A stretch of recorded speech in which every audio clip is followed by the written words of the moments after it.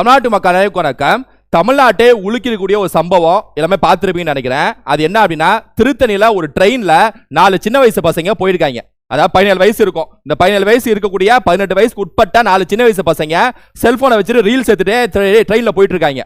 போயிட்டு இருக்கப்ப அதே ட்ரெயின்ல சூரஜ் அப்படின்னு சொல்லக்கூடிய ஒரு வட இந்திய நபர் அவர் ஓரமா அப்படி உட்கார்ந்துருக்காரு. அந்த நபர்கிட்ட போயிட்டு இவங்க வந்து ஒம்பல்த்திருக்காங்க, சேட்டை காட்டியிருக்காங்க. இந்த மாதிரி செல்ல வச்சுட்டு ரீல்ஸ் எடுக்கிற மாதிரி அப்படின்னு சொல்லிட்டு சேட்டை காட்டியிருக்காங்க.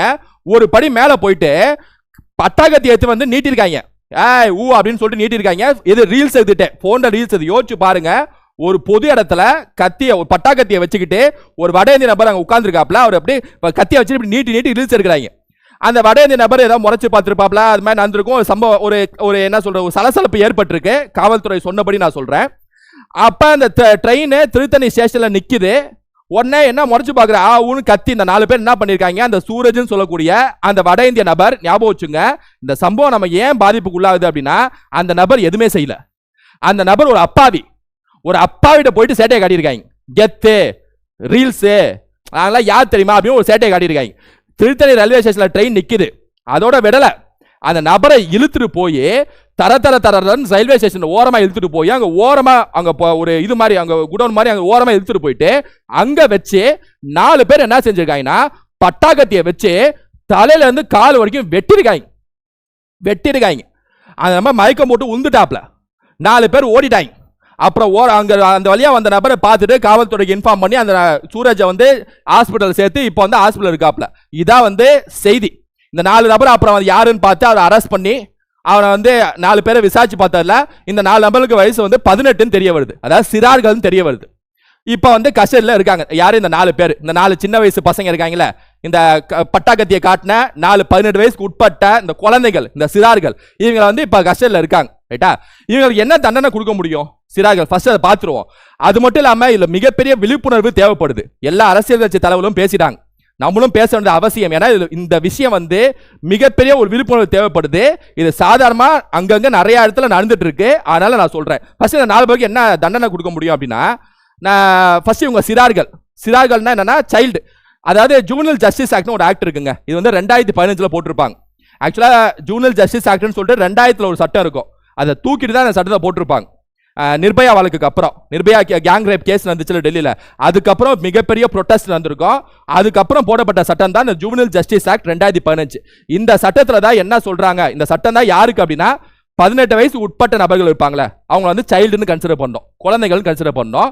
அப்படிப்பட்ட அந்த குழந்தைகள் என்ன தவறு செஞ்சாங்கன்னா, அதாவது ஏதாவது கிரிமினல் ஆக்டிவிட்டிஸ் குற்ற சம்பவத்தில் ஈடுபட்டாங்கன்னா, அந்த குற்ற சம்பவத்துக்கு ஏற்ற மாதிரி அவங்களுக்கு வந்து சிறுவர் சீர்திருத்த பள்ளியில் அடைச்சி அவங்களுக்கு இதெல்லாம் கொடுத்து இது மாதிரி அதாவது கவுன்சிலிங் மாதிரி கொடுத்து கொஞ்சம் சீர்திருத்தம்லாம் செஞ்சு அப்புறம் சொசைட்டிக்குள்ள அமுச்சு விடணும். இப்படிதான் அந்த சட்டம் சொல்லுது. 18 வயசுக்கு உட்பட்ட நபர்கள் குற்றம் ஏதாவது செஞ்சாங்கன்னா அவங்களுக்கு இதான் வழிமுறைகள், ஒரு 3 வருஷம் 4 வருஷம் வரைக்கும். அப்படிதான் அந்த சட்டம் சொல்லுது. ரைட்டா? அதாவது 18 வயசுக்கு மேற்பட்ட நபர்களுக்கு தனி சட்டம், அதான் மெயின் சட்டம், அதான் பொது சட்டம். 18 வயசு மேற்பட்ட நபர்களை அடல்ட்னு பார்ப்பாங்க. அவங்க ஏதாவது குற்றம் செஞ்சாங்கன்னு வைங்களேன், குற்றத்தின் வீரியத்தின் அடிப்படையில் அவங்களை ஆயுள் தண்டனை வரைக்கும் போகும், தூக்கு தண்டனை அளவுக்கு கூட போகும். இது வந்து 18 வயசு மேற்பட்ட நபர்கள் செஞ்சா. இதே 18 வயசுக்கு கீழே நபர்கள் செஞ்சாங்கன்னா அவங்களுக்கு சட்டமே வேற. அதுதான் ஜூனியர் ஜஸ்டிஸ் ஆக்ட் 2015. அவங்களுக்கு வந்து சிறுவர் சீர்திருத்த பள்ளியில் போட்டு அவங்களுக்கு கவுன்சிலிங் கொடுத்து அவங்கள வந்து வேற மாதிரி நல்வழிப்படுத்தி அப்புறம் வெளில அமுச்சு விடுறதா இந்த சட்டம் சொல்லுது. ரைட்டா? இதுல இன்னொரு விஷயம் என்ன அப்படின்னா, இப்ப இவங்க எல்லாத்துக்கும் 17 வயசு, யாரே இப்ப இந்த வெட்டினாங்களா, இவங்க எல்லாத்துக்கும் 17 வயசு. இதே சட்டத்துல இன்னொரு விஷயம் எழுதியிருக்காங்க. அது என்ன அப்படின்னா, 18 வயசுக்கு உட்பட்ட எல்லாமே குழந்தைகள், இவங்க தவறு செஞ்சாங்கன்னா ஜூனியர் ஜஸ்டிஸ் போர்டுன்னு ஒன்று இருக்கு.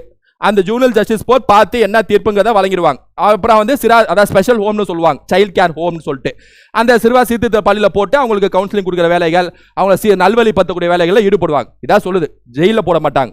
ஏன்னா இந்த மாதிரி சிறுவர் சீர்திருத்த பள்ளியில் போடுவாங்க. 18 வயசு மேலே போனாங்கன்னா ஜெயிலு. இதை ஞாபகம் வச்சுங்க. இந்த 16 to 18 வயசு, ஏன்னா இவங்க எல்லாமே 17 வயசு. இதே சட்டத்தில் என்ன சொல்றாங்க பாருங்க, 16, 17, 18, அதாவது 16 to 18. இந்த 16 to 18 வயசுக்கிறவங்களும் குழந்தைகள் தான்.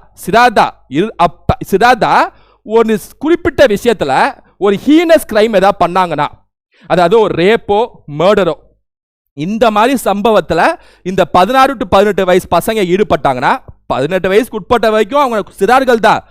பொதுவா இருந்தாலும் 16, 17, 18 இந்த 3 வயசுல இருக்கிறவங்க ஹீனஸ் கிரைம்ல ஈடுபட்டாங்கன்னா, ரேப் மர்டர் ஈடுபட்டாங்கன்னா, அப்ப ஜுவனல் ஜஸ்டிஸ் போர்டு அவங்களுக்கு ஃபுல்லா எல்லாம் செக் பண்ணி ஃபுல்லா முகாந்திரம் இருக்கான்னு செக் பண்ணி அவங்கள வந்து அடல்ட்னு கன்சிடர் பண்ணிடும். அடல்ட்னு கன்சிடர் பண்ணிட்டாங்கன்னா, அதாவது இந்த 16, 17, 18 வயசு பசங்க ஒரு கொலை பண்ணாலோ இல்ல ரேப் பண்ணாலோ அவங்க சிறார்கள் தான். இருந்தாலும் ஹீனஸ் கிரைம்ல அது ரொம்ப கொடூர குற்றால. இது வந்து நிர்பயா வழக்குக்கு அப்புறம் போடப்பட்ட சட்டம்.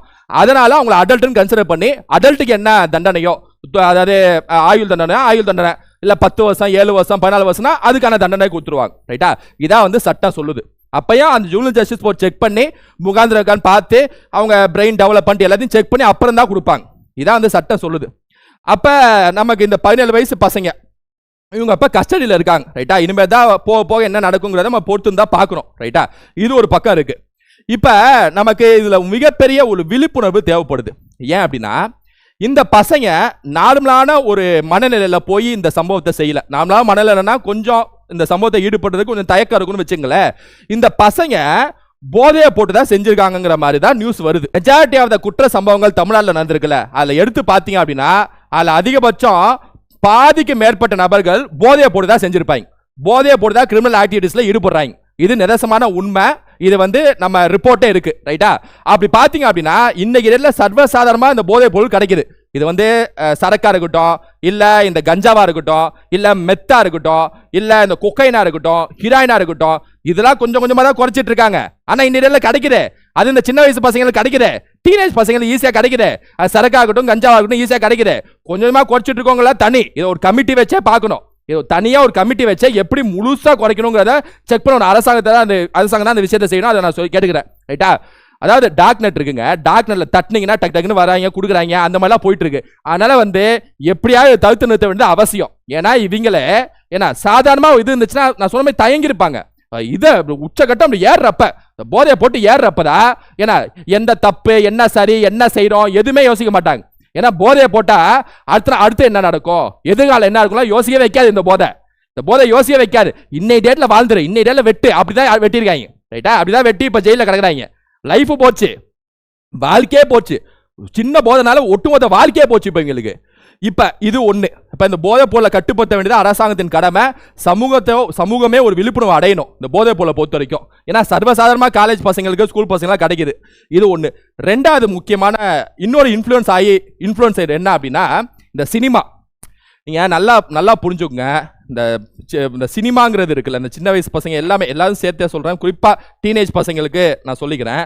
அது என்ன அப்படின்னா, இந்த சினிமாவில் காட்டுற அந்த விஷயம் இருக்குல்ல, அதுவும் குறிப்பா இன்னைக்கு டேட்லாம் பார்த்தீங்கன்னா வயலன்ஸ் உச்சகட்டம்.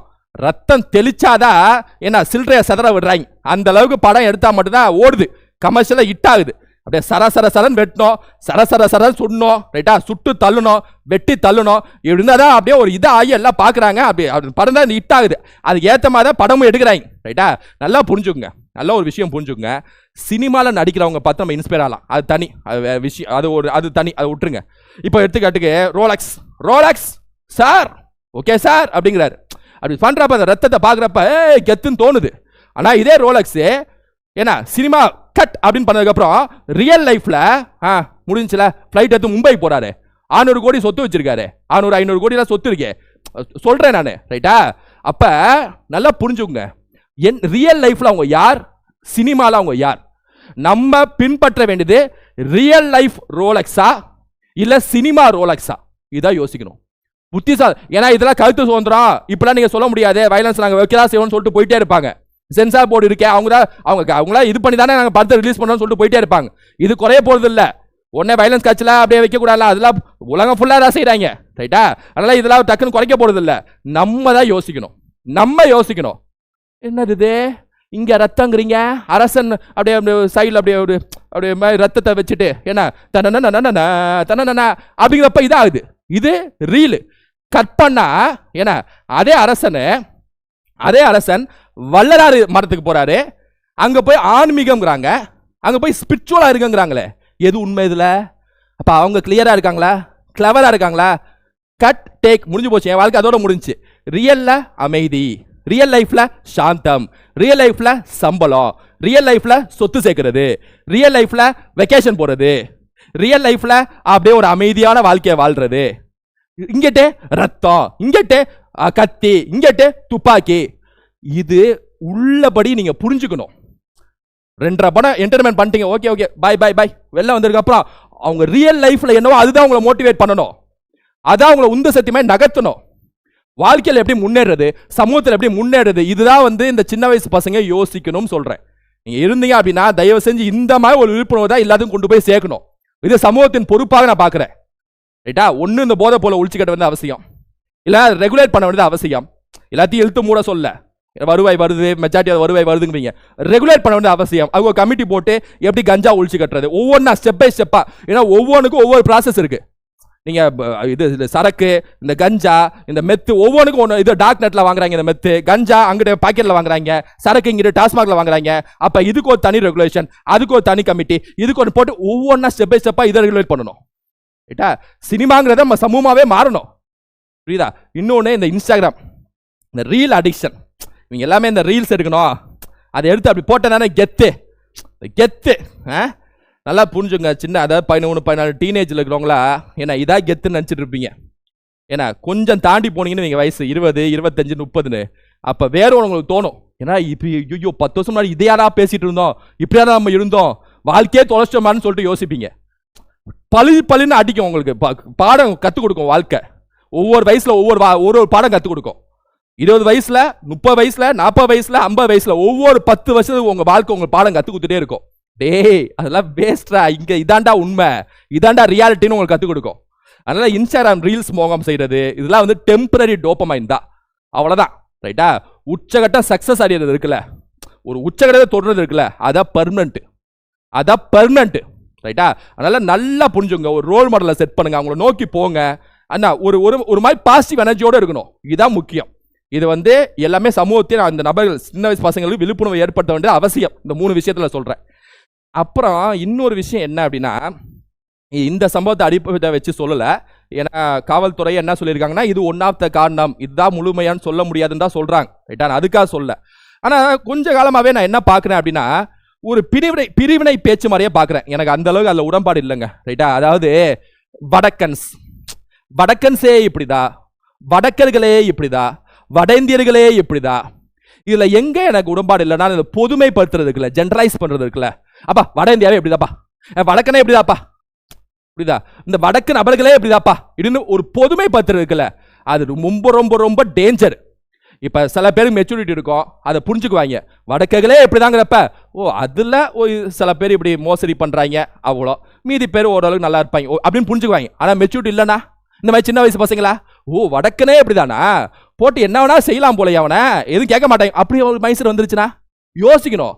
எல்லாமே அதே மாதிரி புரிஞ்சுக்குவாங்கன்னு சொல்ல முடியாதே, புரியுதா இல்லையா? அதனால இந்த மாதிரி பிரிவினை இருக்குல்ல, இது வடக்கு தெற்கு, அதை மட்டும் சொல்ல. இந்த இந்தியாவை 2ஆ பிரிக்க, வட இந்தியா, தென்னிந்தியா, வடக்கு தெற்கு, அதை மட்டும் வச்சு சொல்ல. இந்த ஜாதியே இப்படிதா, இந்த மதமே இப்படிதா, இந்த மொழியே இப்படிதா, இந்த இனமே இப்படிதா, இனவாதம், ஜாதிவாதம், மதவாதம், மொழிவாதம். ரைட்டா? இதெல்லாம் நீங்க எல்லாத்தையும், ஏன்னா பொதுமைப்படுத்தவே முடியாத ஒரு விஷயத்த பிரிச்சு விட்டு தான் பேசணும். அந்த ஜாதியே அப்படிதான் எதுக்கு நீ சொல்ற, அந்த ஜாதியில யாருன்னு சொல்லு. எல்லாத்தையும் எப்படி சேர்க்க முடியும்? பெண்களே இப்படிதான், ஆண்களே இப்படிதான், ஜாதியே இப்படிதான், மதமே இப்படிதான். இந்த மாதிரி பேச்சு இருக்குல்ல, இந்த பேச்சை ஒழிச்சு கட்டணுங்கிற சொல்லு, கரெக்டா சொல்லு. சில நபர்கள் இப்படி, சில பெண்கள் அப்படி, சில ஆண்கள் இப்படி. ஏன்னா எல்லாமே நம்ம நினைச்ச மாதிரி புரிஞ்சுக்க மாட்டாங்க, அதான் பிரச்சனை.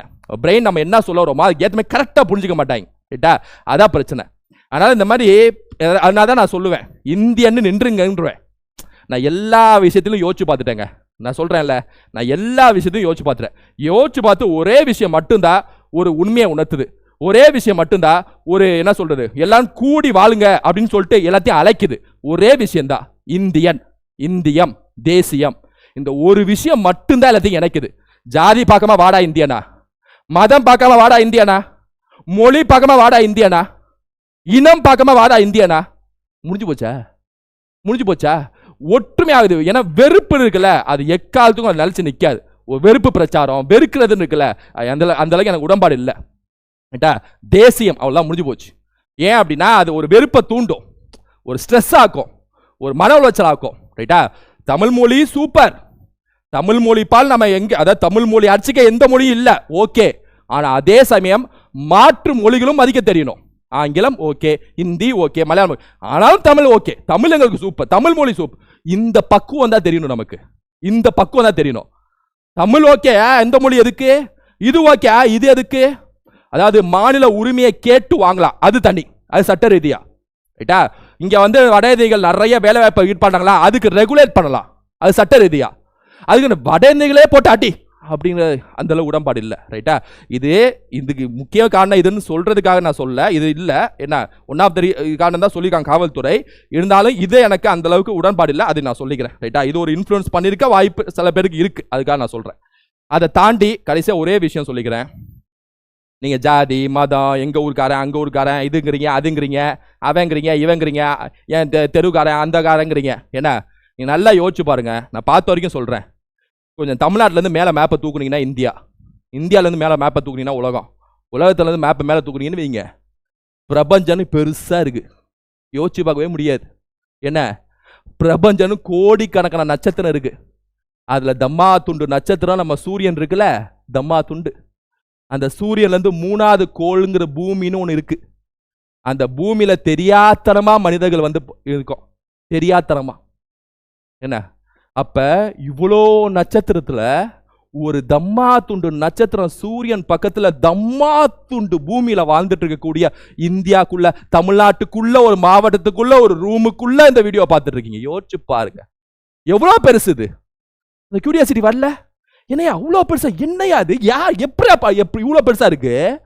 நீங்க பாக்குறீங்க அப்படியே தமிழ்நாடே ஹில்ஸ் அவ்வளவுதான் முடிஞ்சுச்சா உலகம் அவ்வளவுதானா? இல்ல, இவ்வளோ பெருசுங்க. நாசாக்காரன் ரிசர்ச் பண்ணி மண்டையை பிச்சுட்டு இருக்கான். ஏன்ஷியன் கடைசி வரைக்கும் முடியல. என்ன எப்படி வந்துச்சு இந்த யூனிவர்ஸ், யாரா படைச்சிங்க, எப்படா படைச்சிங்க, கடைசி வரைக்கும் தெரியல. சாவ போற டைம்ல நர்ஸை கூப்பிட்டேம்மா ஈக்குவேஷன் எழுதுமா, ஏதோ ஒன்று தோணுதுன்னு சொல்லிட்டு இறந்து போனாப்ல. ஏன்ஷியன் பிச்சுட்டு இருக்காங்க. உங்களுக்கு புரியல? இது கியூரியாசிட்டி வரல? வாழ்க்கை ஃபுல்லா வாழ்ந்து கடைசி வரைக்கும் ஒரு ஜாதினே இது ஆகணுமா, ஒரு மொழினே இது ஆகணுமா, தாண்டி போக கூடாதா, தமிழ்நாடு தாண்டி யோசிக்க கூடாதா, இந்தியா தாண்டி யோசிக்க கூடாதா? ஏன் வாழ்க்கையை ஒரு 2050 2060 எல்லாமே அவ்வளோதான், இதான வாழ்வு ஏஜ், இதோட முடிய போகுது. அதுக்குள்ள எல்லாத்தையும் புரிஞ்சுட்டு போயிடுவோம், முடிஞ்சு போச்சா. அப்ப இந்த மாதிரி ஒரு பக்குவம் இளைஞர்களுக்கு வரணும். இதை சமூகத்தில் இருக்க எல்லாருமே அவங்கள்ட்ட போய் பரப்பணும், ரைட்டா. அதுக்காக தான் நான் சொல்றேன். அதையும் தாண்டி லாஸ்டா ஒன்று சொல்லிக்கிறேன். சின்ன வயசு பசங்க இந்த வயசுல என்ன மெச்சூரிட்டி இருந்துற போகுது, அந்த அளவுக்கு என்ன புரிதல் இருந்துற போகுது, வயசு அனுபவிக்க தானே புரியும். அப்பெல்லாம் யோசிக்கலாம். இன்னைக்கு யூஸ் பண்றீங்களா இன்ஸ்டாகிராம், ஃபேஸ்புக், ரீல்ஸ், இன்ஸ்டாகிராம், இது எல்லாமே கோடிக்கணக்கான நபர்கள் உலகம் ஃபுல்லா யூஸ் பண்றோம்ல. அதுக்கு ஆணிவேர் போட்ட நபரு ஒரு 20 வயசு பையன், மார்க் ஜூக்கர்பர்க். ஜஸ்ட் யோசிச்சு பாருங்க, ஒரு 20 வயசு பையன், சின்ன வயசு, 17 வயசுனா இன்னும் 3 வயசுனா 20 வயசு, ஒரு சின்ன வயசு பையனுக்கு யோசனை வருது பாருங்க. போடுறா சோசியல் மீடியா ஒன்று போடுறா, ஃபேஸ்புக், இன்ஸ்டாகிராம் போடுறா. இன்ஸ்டாகிராம் எல்லாம் லைக் பண்ணுவாங்கடா, லைக் போட்டோ போட்டே வாழ்க்கை ஃபுல்லாக போடுவாங்கடா. அதான் நமக்கு பிஸ்னஸ். யோசனை தாங்க மெஜாரிட்டியா இருக்கு. இன்ஸ்டாகிராம்ல யூஸரா இருக்கிற பெருமை இல்லை. அது என்ன யூஸரா இருக்கேன், என்ன போட்டோ போவா கண்டுபிடிச்சிருக்கான் பாருங்க. கியூரியாசிட்டி இல்லையா? ஒருத்தன் கண்டுபிடிச்சிருக்காங்க, அடிமை ஆக்கியிருக்கான். நீ எப்படி ரீல்ஸ் போடுவேன், எப்படி போட்டோ போடுவேன், நான் இதே மாதிரி உன்னை கண்டுபிடிங்கன்னு சொல்ல வரல. இந்த பக்குவம், இந்த திங்கிங் 20 வயசுல அந்த பக்குவம் தான் போதும். நீ வேற கூட ஆரம்பிக்கலாம், வேற கூட செய்யலாம். ஆனா அந்த பக்குவம் பிரமிக்க வைக்கல, இது பிரமிக்க வைக்கல. அந்த ஆளு ஆமா ஆளு அதெல்லாம் தாண்டி இது பிரமிக்க வைக்கல. இது மாதிரி ஏறாயிரம் எடுத்துக்காட்டு நான் சொல்லலாம். ஸோ அதனால நான் சமூகத்தில் இந்த விஷயத்த நீங்க பார்த்துட்டு இருக்க நபர்கள் நிறைய பேர் போய் பரப்பணும், ரைட்டா. ஒரு புரிதல் வாழ்க்கை மேலே வரணும். அப்போதான் உங்களுக்கு பொறுமை வரும். இந்த மாதிரி ரீல்ஸ் இருக்கிறதுல தம்மா துண்டு ஒன்றும் 10 பைசா பிரோஜனம் இல்லைன்னு சொல்லிட்டு ஒரு நினைப்பு அப்போ தான் வரும். ஏன்னா உலகம் அவ்வளோ சின்னது, நினைக்கிறவங்களுக்குலாம் இல்லை, ரைட்டா. எங்க ஆளுங்க அங்க ஆளுங்கெல்லாம் இல்லை, உலகமே சின்னது தான். இந்த பக்குவம் வரணும், சரியா? இந்த பக்குவம் தான் தவறுகள் குறையும். ஸோ இதே மாதிரி இன்னொரு வீடியோவில் நம்ம சந்திப்போம், பார்ப்போம். தேங்க்யூ.